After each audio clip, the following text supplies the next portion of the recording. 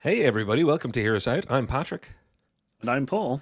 And who are you, third person?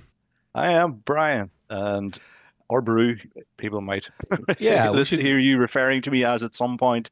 we should Um, we should actually point out that Brian, also known as Brew, is our special guest today because we are doing a Spooktober spectacular. Basically a horror fan show because to my right, my left, my up, my down, I don't know where any things are two very knowledgeable horror fans. I'm a movie fan with horror knowledge. They're knowledgeable horror fans as well as being movie fans. So we're going to have a fun talk. Anybody watching this that doesn't like horror, I'll be your proxy. Anybody out there absolutely loves and knows the in-depth ins and outs of all 25 Jason and Freddy movies, the other two guys will be helping us out. So, Paul, where do you sit on your horror level? What's your throne? What's my throne? I don't know. A skull throne? um, uh, I'm an avid horror fan. I think it's my second favorite genre. Being sci-fi being the first one, but I think that there's a lot of nice crossover, and I like the history of kind of horror as well. There's a really nice subculture kind of involved with horror that I really enjoy. So I'm kind of, yeah, I guess not a big nerd about it, but I'm a big nerd about it. Horror nerd number one taken care of. Brian, horror nerd number two. Hi, I'm not. I think I'm as nerdy as Paul is on horror. I don't know how to describe it. I'm a casual horror fan, but I've been drawn to it more in the last few years. I don't know, is that because there's better horror movies being made? But it's a genre kind of I've always been interested in, like since I was like early teens, I guess, or going now. Right. Just so people know I am older than our two hosts here. Finally, So somebody older than me, but not by I'm much. probably the oldest person who's been on this channel, I would say. So I'll take that. But so like my times of like watching horror when I was young, which we all kind of did as well. We're going back to like the mid to late 80s here, and my kind of interest in horror came more through reading. I unfortunately I don't read as much as I used to when I was younger, but in my small hometown there was a small local library, and my parents encouraged the kids to read, which is it's the right thing to do. And I was like drawn to Stephen King and all those classic books, which terrified me.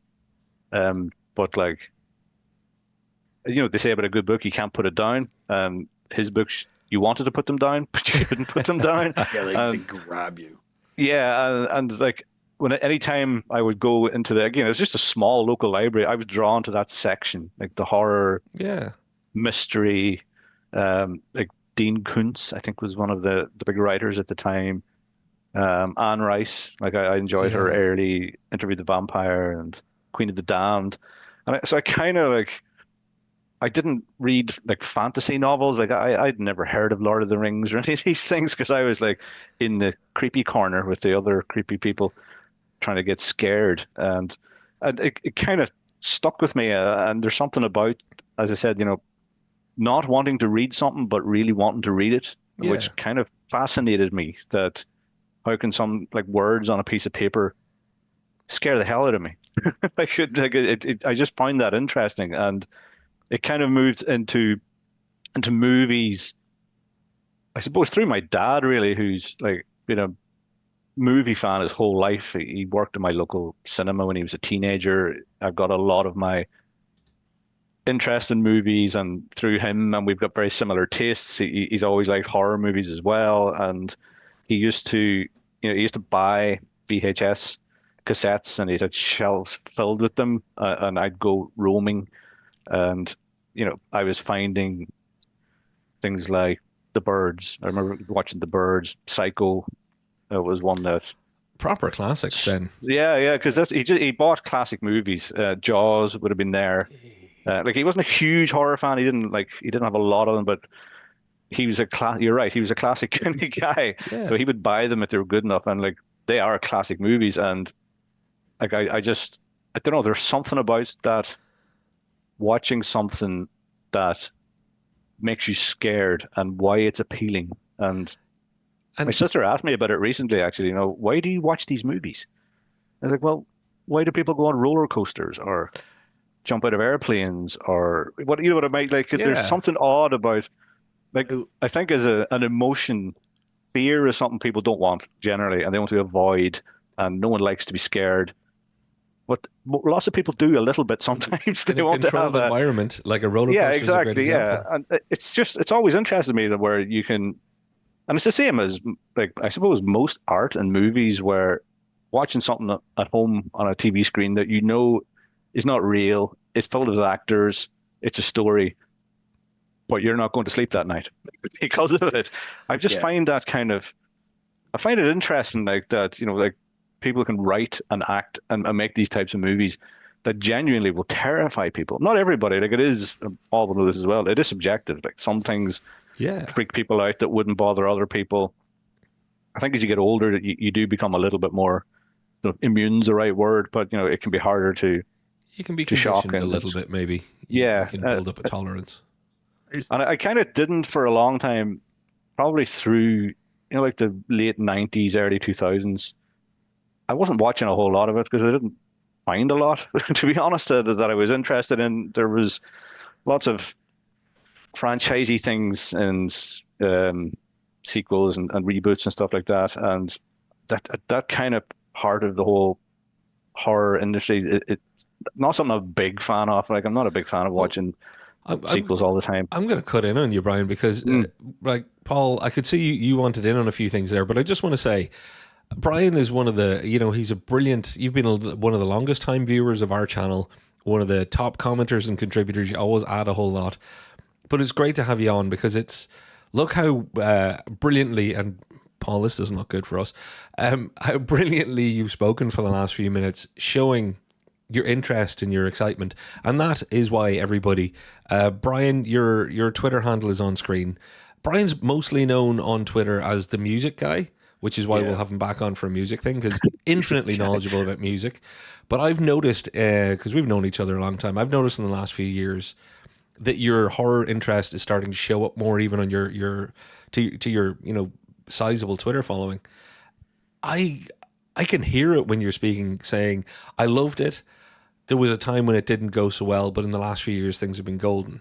But that idea that it started out with books, and books moved to movies, and that you like the fear. Paul, I could see a few times on your face you're like, I completely identify. Yeah, like I'm probably the youngest of the group, which is an interesting kind of like the journey is still very similar, because you said that you started kind of watching.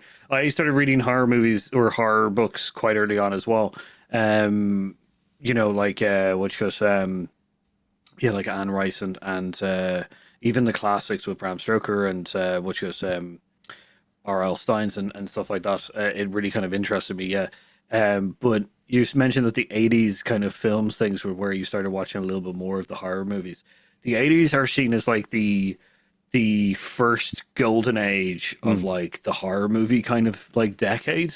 So it's like I can definitely understand where you're coming from, where like this is where you started, and then like when you started to move on like into the 90s, where we started moving into like the slasher phase a lot more, and then earlier 2000s we started kind of getting a lot more of remakes of older ones, Yeah. kind of thing in a bad way. Like it's interesting that you lost interest for a certain period of time, which is like the worst of the horror movie kind of like decades, and then like you in recent, like probably I would say, because one of my questions actually is about the last 2 years is probably where we've seen such a surge in like horror movie uptake, kind of thing. And I would say that in the 90s and early 2000s it was seen, unless it was a slasher movie, it was seen as like as a joke genre in a lot of ways.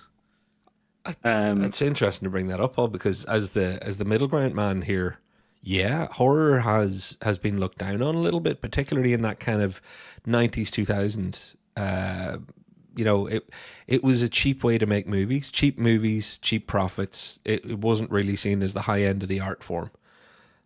And yet, when you consider how good the 70s and 80s were preceding that, and we kicked off Spooktober with a whole video about the last 2 years being maybe, the new golden age. And I, as somebody who's not as into the genre as both of you, that kind of pisses me off, because my start wasn't necessarily in books, but my start was in those 80s horrors. I remember after getting over how scared I was about Nightmare on Elm Street, I remember thinking, it's such a brilliant idea, and I'm so glad they made a movie, because the idea of something getting you in your dreams, because I was a little movie nerd that loved the idea of story, premises and little plot mechanisms and things like that. It's insane that horror was ever looked down on. And if you ask somebody who was, is much younger than all of us, they'd probably go, what do you mean horror is not taken seriously? Because if you're only starting to watch movies in the last, let's say, 3-4 years, you'd be like, well, horror is one of the big genres. There's like Marvel movies, there's some other mainstream stuff, and horror movies. They're not going away. Like they've always been around, but like, as we've touched on, different levels of quality, I suppose. But that's true of any genre. It's happening to Marvel now, or has been recently. Like you guys said, you've done a lot of videos, about movies. The quality's not quite there. I'm sure it'll be back again, because that's how it works. You get different writers in, different producers, different ideas, and I think like A Nightmare on Elm Street you mentioned there is a big one for me. That was probably the one that had the most impact on me, because I watched it way too young. Yeah, me too. And didn't sleep for days. Can I just check? Actually, Paul, were you way too young? Is that something that all three of us share that we saw? Tell me you had more responsible family members. Oh, for Elm Street? Yeah, no. Way too young. I watched it way too young as well. Because I think I was like 10, which is not right. Yeah. When did it come out? 84, I think. Yeah, I want to say 85, 86 maybe, but yeah, 84. So I seen it in a friend's house, but I don't think his mum or dad must have rented it, and we watched it. So I was probably about 11 or 12 maybe at the time, and like I never ran home so fast in my life from his house, and it did have an impact on me, as in, like, obviously, as you mentioned, the premise of it is genius, that you can't go to sleep, and the one safe place. Yeah, the one exactly. Yeah, and I find that fascinating, that this thing that I just watched for 90 minutes, which is completely made up and nonsense, has had this impact on me where I can't sleep at night.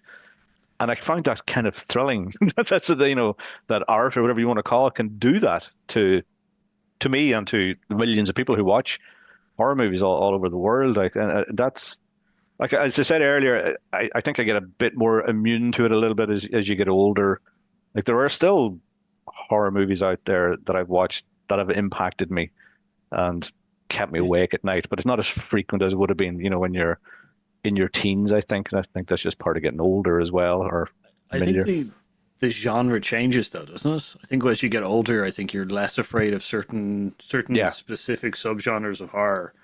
I think the more psychological ones then become more of an issue with you, because you're just like, especially ones like that are kind of more grounded in real world, I guess. It's kind of, it's like, there's psychological ones that do kind of like this mess with your head and stuff like that, but I do find that like ghost movies and stuff like that are not like ghosts and hauntings and possessions and demon things are less scary for me. They're exciting and fun to watch, but I think that the ones that have become more psychological are the ones that I'm like, oh, like, or have a scene in it that's like just so like mind-bendingly kind of like, it would be such a terrible thing to be in that situation that it affects you later on, kind of thing. Because like, so what was because one of the questions, actually, because this is a really good way to stem it, what's the first horror movie, or what's the first movie that like really that you think can kick off your kind of like, fascination about horror? Because I'll tell you what, mine's not a horror. Can I guess it, Paul?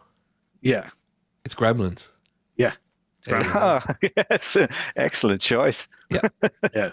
It's particularly the scene where they're in the sitting room and the gremlin in the Christmas tree grabs them. Yeah. Yeah. Yeah. Couldn't sleep for weeks after that. I think I was like, because it came in, I think I was like, yeah, around 10 when I saw it. I think my sister rented it. And I think that like, it was like, she rented it for like 2 days. And I think that no one was around and I snuck and watched it. Because I think it was like a big sleepover thing. So I was like, what the hell is this kind of thing that they were all watching together? Scarred me for ages. And like ever since then, because then I watched Nightmare on Elm Street and I wasn't as scared later on in my year because I think I watched that when I was 12. But yeah, Right. Gremlins really knocked the kind of like I think I've been chasing that feeling. Like, And it's a family movie as well, essentially. yeah, I know. And that's the thing. Like, as my thing about horror, and particularly those first movies that scared you, I think it's things like Gremlins that are, I don't know, they're the gateway drug because they also slip it in under the radar. Because it's Gremlins. It's a cute little furry mogwai that's saying, it's cute, it's gorgeous, it's got lots of stuff, it's Christmassy. It's, on the face of it, it's a family movie. But then you take that scene with the Christmas tree, or, you know, the mother defending herself, you know, do you hear The what blender. I hear? Blender and knives Microwave. and microwaves. Yeah.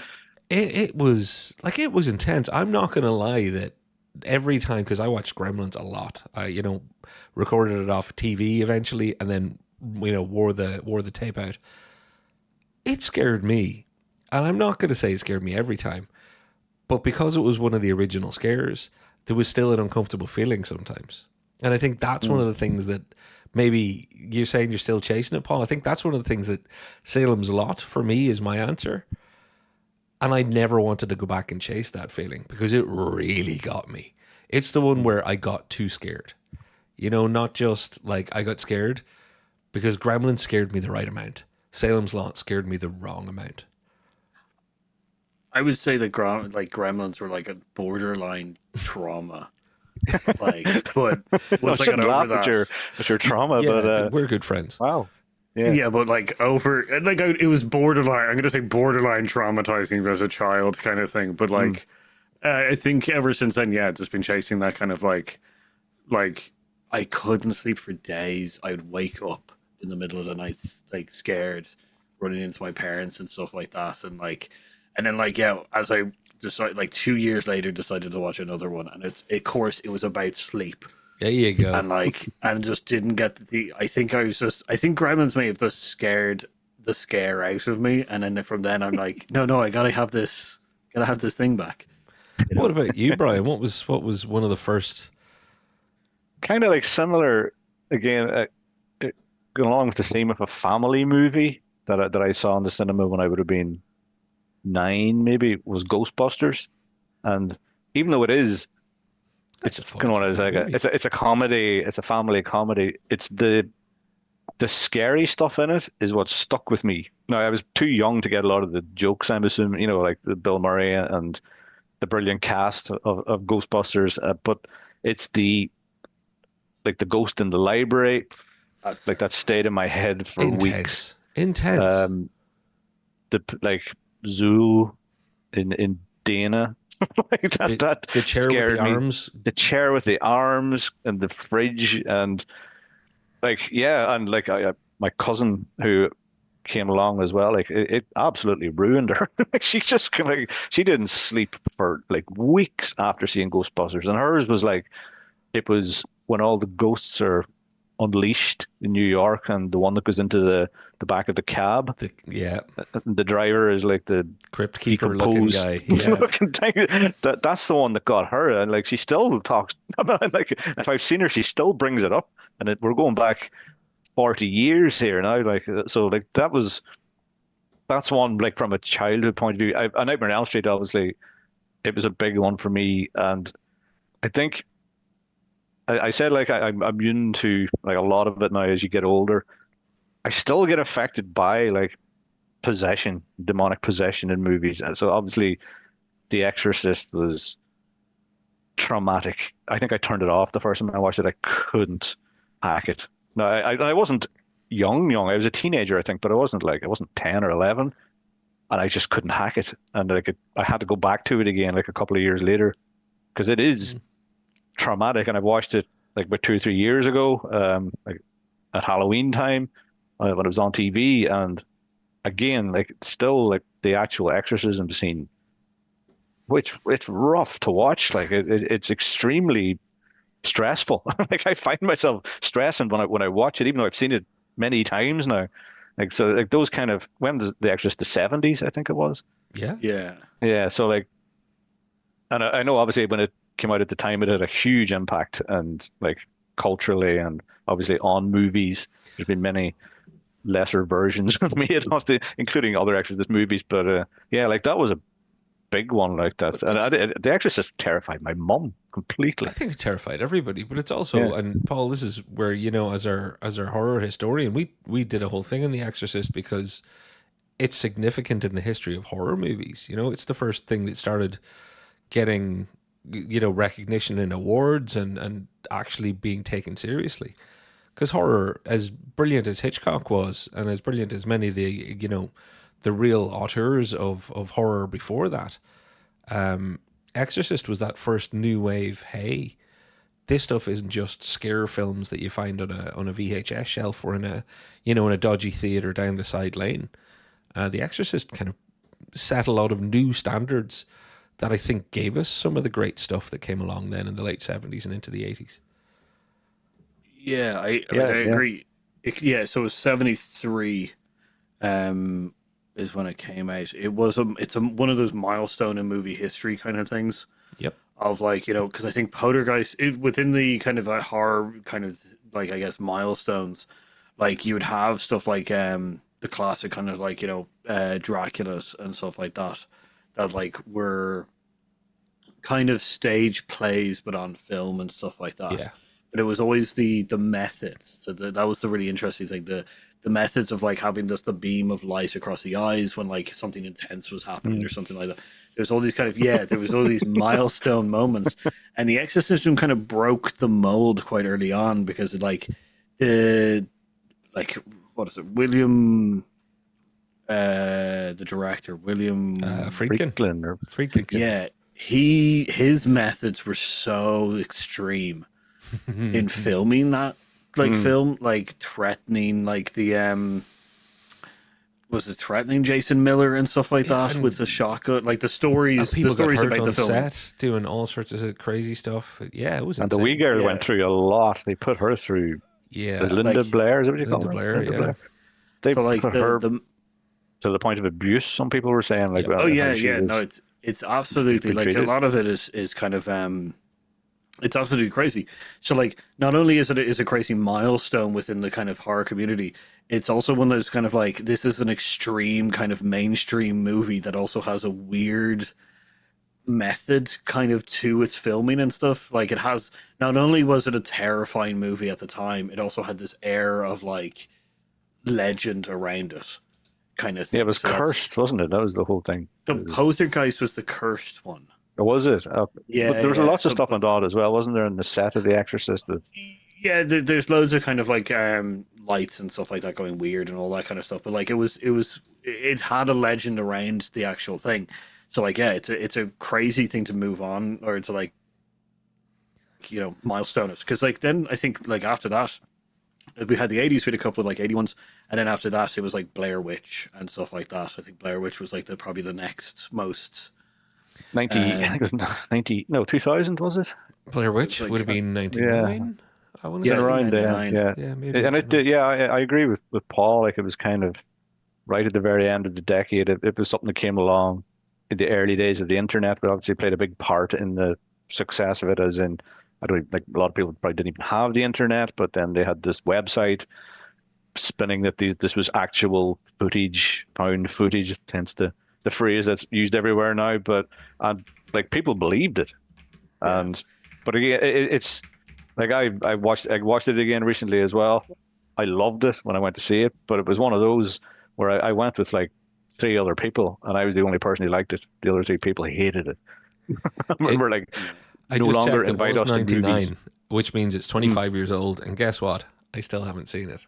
And I'm not going to see the Blair Witch, but somebody a moment ago mentioned Poltergeist, which of all the movies I recorded off the TV, and rewatched, you know, the Cannonball Runs of this world, the stuff that I loved as a kid, Ghostbusters, Jaws, whatever else. It's weird. Poltergeist is one that I really was frightened of. And there's so many specific scenes in that we can talk about that you'll all know. Yet for some reason, I compulsively rewatched it.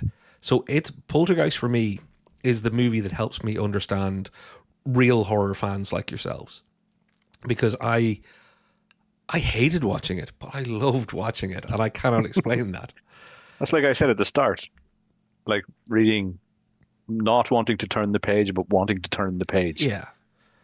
I guess the translation of that is definitely so that the visual is like covering your eyes and then just opening that small gap so that you can see kind of through it. So you're still covering your eyes, but you're still seeing what you're seeing. I always feel like, food wise, it's when you eat hot food, but you're not a hot food person, but you can't stop eating hot food. It's just like, this is hurting me, but I'm not stopping, kind of thing. Yeah, but Poltergeist is it's a classic, and I think it's one of the biggest ones of the suggested error kind of thing, where like a lot of the build up, a lot of the tension build is suggestion, which is like, I think one of the major kind of like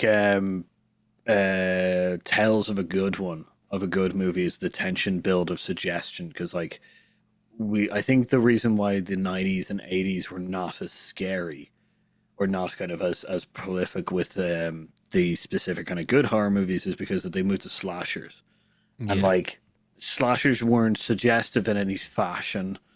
They were more kind of like, you're just scared of this thing. They're like monster movies without any of the suggestion or any of the build up or anything like that. They have this because they always start with a murder right at the start, where they kind of show they show the slasher, and then it's one of the most bloodiest deaths that they have on screen, kind of thing, just to build the tension or build the kind of like, there's a murderer on the loose kind of thing. This is what you're going to be scared of for the next 85 minutes. Yeah. Yeah. Whereas monster movies, monster possession and ghosts, kind of like this more supernatural element ones, have this kind of suggestive tension build where it's just like, we're not going to show you anything, but we're going to suggest the hell out of it so that your mind can start playing with you. And I think that's where Poltergeist kind of really leans to, because I think that's where Salem Lot also leans to, and I also think where Ghostbusters in certain fashions, where it's like, like in Gremlins with the scare kind of like jumping out things. I think there's all suggestive elements there that kind of really kind of creep you out and stuff. But question, go for it. No, hit us. I was going to say, question is, what's your favorite genre based on the fact that like Salem's Lot and Ghostbusters and Gremlins are your like first films? Because I'd be interested if there is either some correlation with that, or there's actually just nothing to do with it. There's like, it's completely. Because ghosts in libraries. yeah. It's like, you're saying Possession's probably still one that Possession still kind of gets me, and there is that in Ghostbusters. There is no Dana, only Zool. Yeah. And again, that line has stuck with me over the years, and yeah, I don't know if it's like, I suppose if in a way, if it affects me most, you could say it is my favorite form of horror, because that's what horror is about, is kind of scaring you. But I think what Paul touched on earlier, for me as I got older as well, it's those movies that a lot of it's in your mind, the suggestion, I like a sense of dread when I'm watching a movie, as in I'm uncomfortable. I don't know what's going to happen. Something's going to happen. It's probably going to be terrible. But would Eggers the Witch be something that kind of encapsulates that in recent years for you? Because I love that film. Yes, I love it. It very much is a movie that is a sense of dread all the way through it. And like, it's not a terrifying movie. I've watched. It's almost become a comfort movie for me. I've watched it quite a few times now, and I don't know why. Maybe I like that sense of dread, and I liked the thing that Eggers does with using the language of the time, and things from like court trials and things like that there, and using directly the way people spoke, and it did bring me in, even though sometimes I had no idea what they were talking about with the ye olde English, but it had like all the way through it, and right up to the final scene where, with thou's like to live deliciously. Like that kind of got me all the way through. And I'm drawn to that type of movie where I think feeling uncomfortable is something I kind of enjoy now.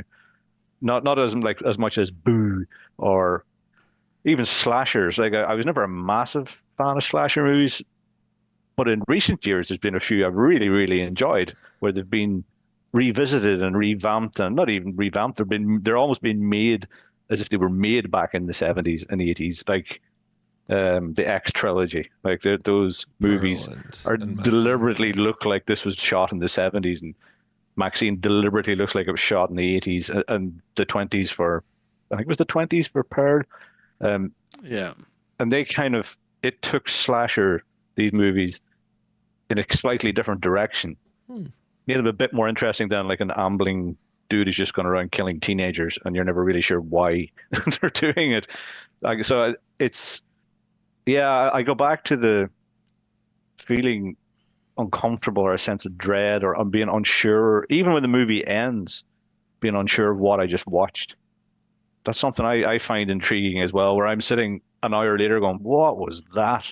Like I'm going to need to watch that again. Just for, I even not even just in horror, in movies in general. Like I do like wow, I was not expecting to see that when I'm watching a movie. Which is weird because I have to ask you both if am I the odd one out here, or do you both get it? Because my answer to your question, Paul, is weirdly I like horror movies that are really thrillers, or sometimes horror movies that are really whodunits.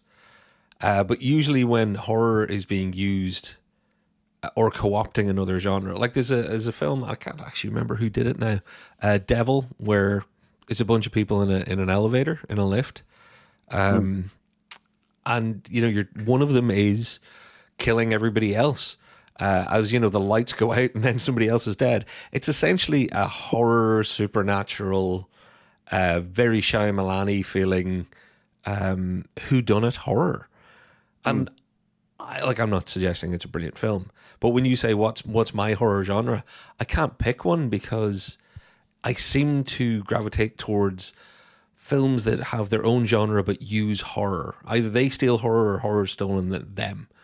I don't know if Seven is a horror movie or not. Is Seven a horror movie? I was literally going to say Seven is one of those that I would say it's. I'm not very good with definitions and genres anyway. Like I prefer it just to be blurred, and it's just a movie. Seven, I would classify it as a horror, but it's not a scary movie. Like, it's a brilliant movie. Like, I love it. And again, I should ask, you two can do something that I can't do. I don't do body horror. That's not my stuff. And usually when I say I'm not as into horror movies, that's really what I mean. Because I'm actually okay with jump scares. I can enjoy a slasher movie. Jeepers Creepers and things like that, when they came out, I loved them. I'm like, this is just great crack. And everything that we've all talked about, I love all that stuff. But the minute you start naked lunching me here or going into weird body horror stuff, Cronenberg, I'm sure he's a lovely man, not my deal. I watched The Substance 2 days ago. Yeah. It is wild. And I will not be watching The Substance for that reason. When it finished, I first thought was Patrick will not watch this. It's not. It's brilliant. I thought it was brilliant, but it's a horror it's more a sci-fi horror, I suppose, than an outright horror. But it goes there, and it doesn't hold back, and it's like. And another reason I like a lot of modern horror, it's not afraid to challenge the audience and say, "Yep, this is what we're going to do here, and you're coming along for the ride. And if you don't like it, you can leave." Basically. Yeah. I do enjoy that new horror is now holding people by the hand and then slowly going towards the door that says, this is going to be terrible. And it's just like, and you're just like, no, don't worry. We're going to get through this together. We're going to get through this together. As you get closer and closer, and you're just like, I know this moment's going to be awful, but I'm now no longer, this is no longer a choice.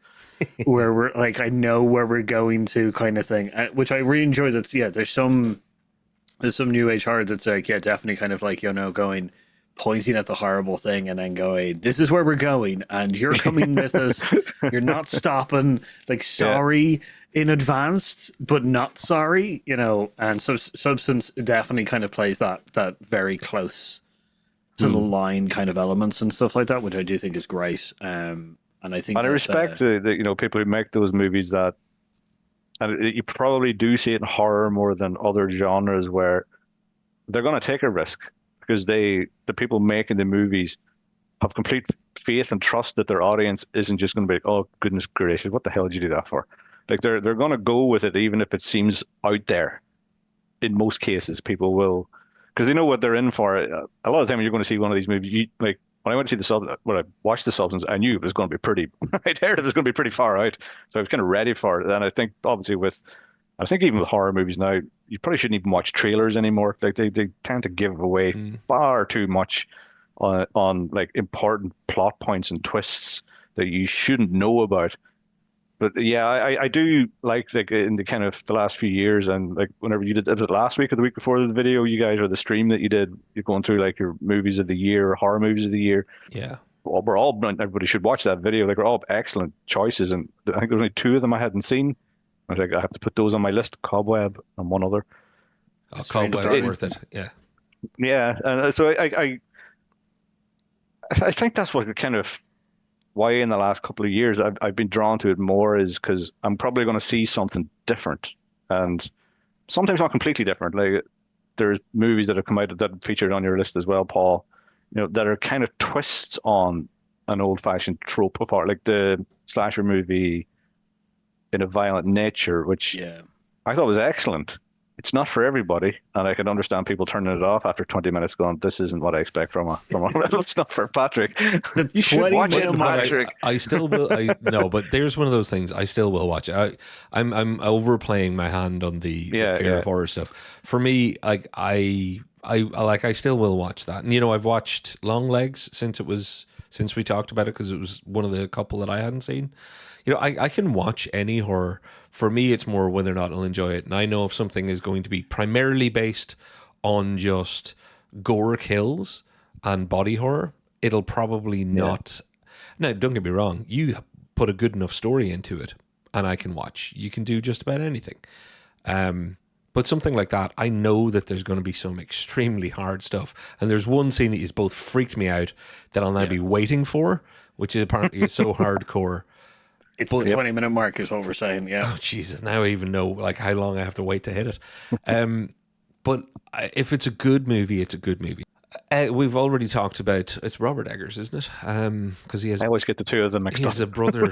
Yeah. So, and then Ari Aster is another person. There's the gentleman, Paul, whose name I forget, with the Haunting a Hill House, who's been doing the miniseries horrors. Mike Flanagan. Mike Flanagan, yeah. We are living in a golden age of people like Neon and A24 giving, some people would say auteurs, some people would say just people of singular vision, a chance to realize those singular visions. It goes well, like the first couple of movies from Ari Aster. Then it doesn't go so well. So what's your take on what makes something go well from these people? Like, what's the difference between a Hereditary and a Beau is Afraid? What do you think is lost? Is it just terrible? No, I know what you mean. Like I didn't think Beau is Afraid was a horror movie at all. I just thought it was a rambling, self-indulgent kind of. It had moments that were okay, but like. And I kind of contradict myself when I say, oh, I want to see people challenging the audience. But it even got me to the point of, is this going to end at some point? Because it's a long movie. Mm-hmm. And it's completely different than it does to, like, Hereditary, I think is a brilliant horror movie. Because it did have an ending where I sat for 10 minutes going, what? What was that? And Midsommar, was it Midsommar was his second movie? Similar as well. I really like that movie as well, and like most of the horrors in the opening scene, like which lays the whole movie like out because of what's the actress's name? Florence Pugh. What happens with her family at the very start, and again, it's extremely jarring first 5 minutes, 10 minutes, which just kind of sets up the whole movie. And again, and it is a horror movie, like it's a cult type um, Yeah. situation that they're in. And then I think maybe he needed to get Beau is Afraid out of his system, and the A24 went, you know what? We'll go with it, and they won't be trusting Ari Aster with a big budget again for a while. I don't think they'll be asking, can you go back and make some of those slightly weird horrors? Because like something like Hereditary, even when it finished, as I said, I was left a bit stunned, but I wasn't even sure if I liked it. It was like it was so mad. I thought anyway. I've watched it a couple of times since, and it is brilliant, and it has really, really scary moments in there. And there was that kind of phase with those both those directors you mentioned, where the movies they all seem to be like made around grief and people dealing with loss. It became a thing in a lot of horror for a while there, like the Babadook. Babadook started that off, really. It's a great film as well. I watched it recently. Yeah, it's a great film. Hereditary, Midsommar, they were all kind of, and I kind of like, because it's dealing, and I know there's a lot of metaphors and stuff going on with people dealing with grief. Those kind of call them modern horrors, where they are kind of based in reality of what happens to people in real life. Like, so it's not like a madman running around with an axe or a clown hacking people to death. Like it is, because you feel for those people, and people who've gone through their own grief as well. Like that, it resonates probably even more. It makes it more. It amplifies the terror, and I do think that kind of like based on the list that you guys put out there recently on the channel, like just from this year alone, there's been a lot of really good new horror movies and new ideas, and people are going. Like the audiences are there. Like you guys have touched on this a lot over the last. Horror fans are the best people. They're keeping cinema alive. If the last group that I would choose to save cinema, it would be horror fans. Will be there till the end. So they're going to keep making them, and hopefully they're going to keep making them good. And they're realizing, we don't need Saw 15, for people to go to the cinema or whatever is next in The Conjuring. Well, you know what I mean? Like I know those big franchise movies are there and they serve a purpose.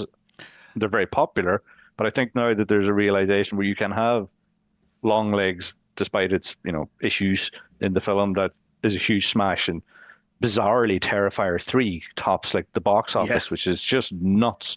Because I seen it at the weekend and oh boy. Yeah. It's just like when you watch it, you're like, people are going, they're paying money to go and watch this. So like there is clearly an audience for, like, you could almost call them depravity. like those type of movies. Like there's not much to them apart from what's this clown going to do to people. And people want to see it, and they're going to keep putting it out there. I think that's that spectacle thing of it, of a certain, like the ones that you mentioned, like Terrifier and stuff like that. I think that's it, and also Long Legs to a degree. I think it's that spectacleness of the ones. Is like, I think word of mouth is probably one of the best advertisements within the horror community. Because the second anyone goes, "Have you seen the Santa Claus scene in Terrifier 3 and stuff like that?" And it's just like, it automatically, or the yoga one in a nature or nature of violence kind of thing. It's just automatic. And that's the thing is also with horror, there's also nicknames for now certain scenes. The wishbone scene in Tomahawk. Bone Tomahawk. Yeah, Bone Tomahawk, yeah. The wishbone scene. You get these like little names towards them, which I think spreads quite far, and yet they become these spectacle kind of things where people are just like, I gotta go see the spectacle. I think that's where blockbusters kind of originally were the thing, where they were just like, say they had this spectacle thing that you had to go see. But to your point of new age stuff getting really better and people taking chances, I think the singular movies are really important to kind of take the chance on. With us talking about the current events of like horror movies, how are you feeling about the future? Are you feeling positive or anything like that? Because I know I am. I'm feeling positive about it. Where do you think it's going? I'm positive as well. Like just based on, especially this year. Now, I've mentioned your video that you guys made previously and put out there, and you just listed 7 movies. Was it 7 movies? 7, yeah. Which is, and there's a lot more as well. And like to have 7 in 1 year, that's every 2 months you've got a movie that's been really good. a lot of them successful, in the box office. And like you guys cover this a lot on your channel about people going to the cinema and not just horror people. Like we need to get people, and I'm as guilty as anybody is not going as often as I should to the cinema. And I think just like I had a list and I forgot to bring it here with me of the horror movies I've watched this year, and there's a good 12 maybe, like one a month, and the year's not over yet. And I've not watched many duds or any that I've been like, Yeah. what a waste of time that was. Like they all have something. I still want to see Oddity, which I'm hearing great things about.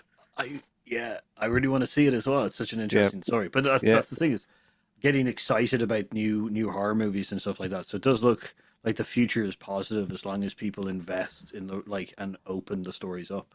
Well, Absolutely. I can give you the boring Patrick answer, which is always to go, it does good business and it's getting artistically treated well and the fans are amazing. So I think the future's never been brighter because the business people love that you can make them cheap and make big profits. The studios and distributors that are backing it are really starting to see the artistic value. So they're not just seeing the money value, they're also seeing the, hey, like A24 does well, Neon does well, our brand does well. And they're giving chances to people who have a story to tell and who care enough to tell it well. And because of that, and I'd like to, I'm doing this a lot lately, but I'd like to give a big shout out to people like yourselves and all of the real hardcore horror fans out there, because you are the backbone of support for a genre of movies that had bad years, but horror fans never went away. So do I think it's, I think it's probably got the best outlook out of any genre. If you were to go genre by genre, I think it has the brightest future of any genre there is knocking around today.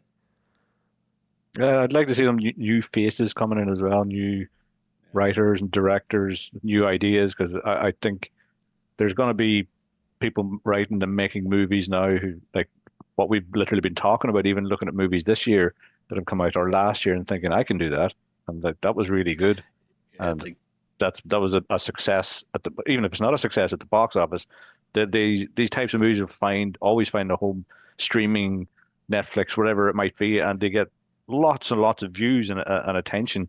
Obviously, it'd be preferable if people would go and see them in the cinema, but I do think that because horror or not, whenever there's good movies are being made, people get influenced by them. I want to make them and make them even better.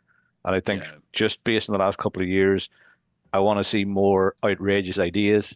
I want to see more, like we've mentioned it, bravery, and and what you're going to put out and trusting the audience. And horror writers, directors, they're the people more inclined to do that and go, as Paul said earlier, we're going to go there and you're coming with us. And I want to see more of that. But again, I just like tied into a good story, like is always important in any movie. Yeah. I'm okay to go and watch Art the Clown cutting people up. I've done it 3 times now. It's not like I'm yeah, okay for that. But again, that's like the old fashioned. It's on like a popcorn horror movie. yeah. It's more of a laugh. You're not there to like come out with any like deep thoughts about it. You're probably Yeah. going to throw up. But like, But look, I want to see like yeah. again, horror that makes you think, makes you ask questions, for me, makes me uncomfortable. Well, we've got to head to our wrap up now, and I think that's a lovely note to end on. But there's one thing that all three of us should do, and that is shout out Abigail, because is my favorite horror this year because it hits a nice tone. It was made in Ireland, outside our windows here, people. And also the one Was it? thing, Was yeah, it? and one thing, Brian, Wow. you mentioned that it's great because it gives new filmmakers opportunities. It gives new talent opportunities as well. And Abigail, Alicia Weir, I looked up her name because I knew I'd get it wrong. Alicia Weir, a young Irish actress who was the vampiric ballerina. We should not pass up a chance to give her name a shout out and say, Mm. hey, what a good year for her. I'm looking forward to seeing where her career goes. And if it wasn't for her, there are a whole load of famous people who would not be famous people. Very true. Yeah, that's true. Actually, yeah, yeah. Referenced in Maxine from this year. Yeah. Um, So, Paul, Brian, do you wanna take us home? Brian, any final thoughts? like, well, I want to thank you guys for having me on. It's kind of my first ever time on YouTube, which is kind of interesting. And you know, it is my favorite month of the year on the channel. Which month is that, Paul? Spooktober. With segues like that, Paul, we gotta have Brian back. So, Paul, I just realized he I realized it to hadn't you. happened. I realized it hadn't happened yet. I was like, hang on a minute, something's off here. I was gonna sneak it in right at the end, but yeah. Yeah, no, but I do appreciate you guys having me on. Like I know you guys very well. I know the effort you put into this channel and the effort you put into your live streams, your videos. I still don't know how you keep coming up with topics to discuss every week. Have you ever missed a week? Not I'm yet. not even sure yet. Have you not? Nope. Like it's not just dedication, but like to be able to think of another topic and knowing you guys personally, like I and for anybody watching this, like I know your genuine love and passion for movies, for the entertainment, for TV, and it comes across. So yeah, I'm flattered that you asked me to come along to talk about spooky stuff. Brian, I'd like to say thank you because nobody's ever said nice stuff like that to us. I'm getting kind of emotional, and also Paul. We should have Brian on every week just so he can say those nice things at the end of the show. I sent you my PayPal details earlier. So. I was gonna say, can you be our like big up man kind of thing? It's been a pleasure to have you. Yeah, no, it's been really good to have it. It was a lot of fun, I have to say. I really enjoyed it. Cool. So, so this has been our horror movie kind of special with our special guest Brew. Which is, get down in the comments, let us know what you thought. Which is, why are you horror fans? Kind of things. I would like to ask, what's your first horror movie? What's the movie that scared the pants off you? Kind of thing. That maybe you either don't want to go back to, or you're like me, who's chasing that horrorness again. Kind of thing. But thanks for watching. Is there anything else we want to add? I was just going to say, Brian, you just, when we throw to you, you just say, and I've been Brian. So I've been Patrick. Brew. And I've been Brian. And I've been Paul. And we have been Hear Us Out tonight. We will see you all next week. Thanks, everybody. Happy Spooktober. I love it. All right. See you all, folks. Like, subscribe, ring that notification bell. Share it out.